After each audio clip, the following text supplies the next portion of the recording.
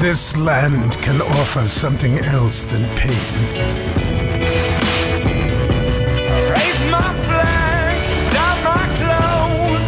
It's a revolution, I suppose. You will give people hope. Return to your homes. We're not going anywhere. You will give people faith. We're painted red to fit right in. Whoa. They will fight. And they will fall. To the new age, to the new age.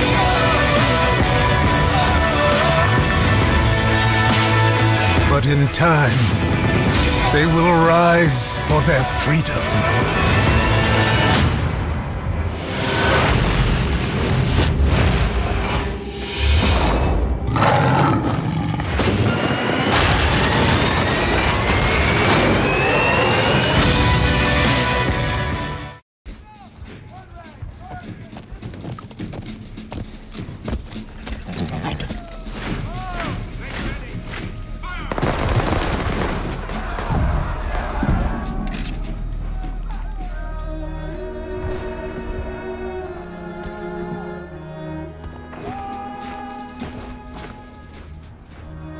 I watch them fight and die in the name of freedom. They speak of liberty and justice, but for who?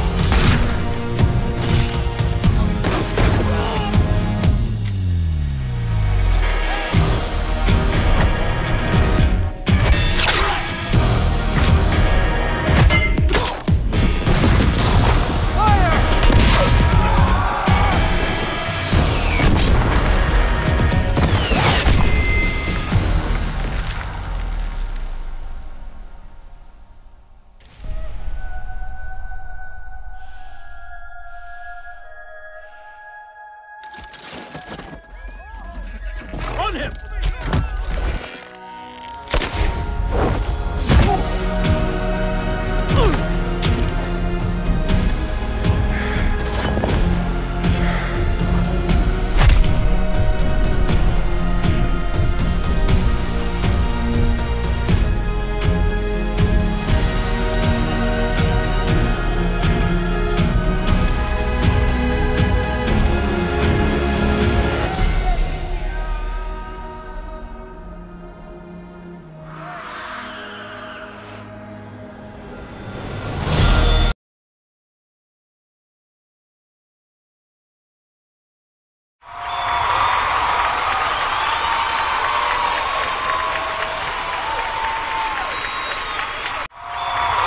Constitution of the United States. So help you God. So help me God. Congratulations, Mr. President.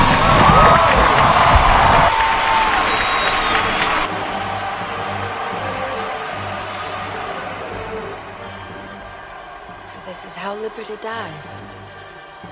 With thunderous applause.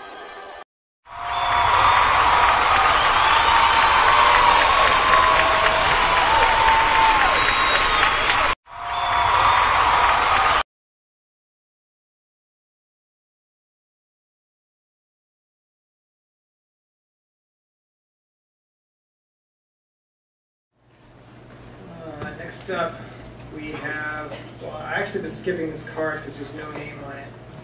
But they're here representing humanity, so I can't pass this. So if you're the one up, I'm representing humanity, and you want 90 seconds, so I'm going to give it to you. that counts as part of your 90 seconds. That's all right. I ran over here. Heard this was going on, so I just needed to get it. Thank you very much. What's your name, sir, and where are you from? Humanities. Pete Martino from Epsom. Thank you. You don't need this. You really don't. I was a colonel. I'm a retired colonel in the Marine Corps. I saw a sign back there that said, we want more Mayberry and less Fallujah. And I spent a year in Fallujah. And you know what? When I first got there, I didn't have armored Humvees, and I traveled over 10,000 miles over there. And sometimes you got to deal with and go with what you have.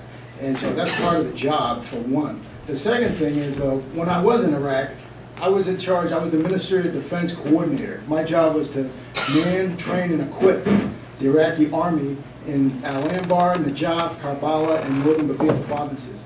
And I can tell you right now, well, somebody had the great idea to get rid of the Iraqi army, so when we rebuilt it, we did everything we could to make it as strong as possible.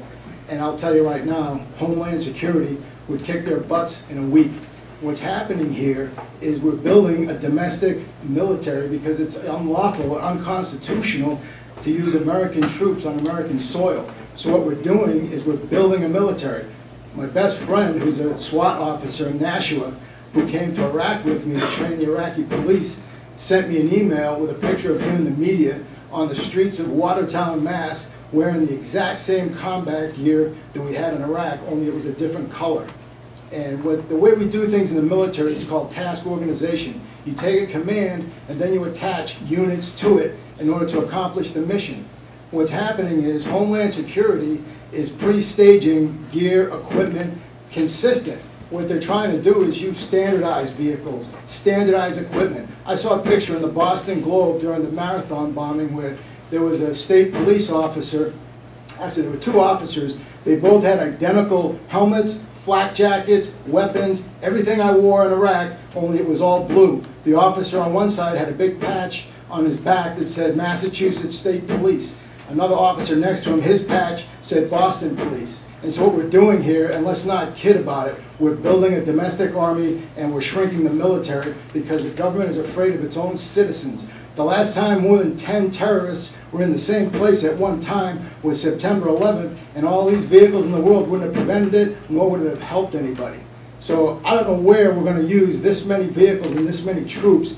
Concord is just one little cog in the wheel. We're building an army over here, and I can't believe that people aren't seeing it. Is everybody blind? That's all. I'll take it.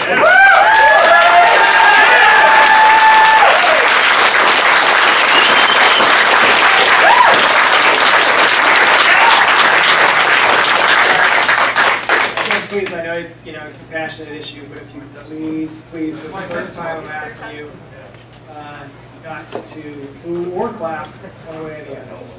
I'll take any questions. Any questions? My wife always told my kids there's always free cheese in the mousetrap.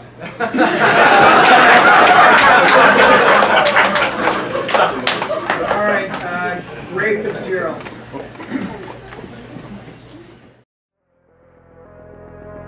I reject your mind control.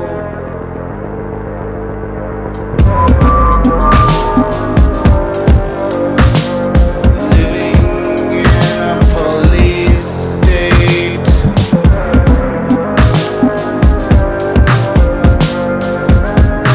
It doesn't matter if you barricade yourselves inside. They'll pry, they'll find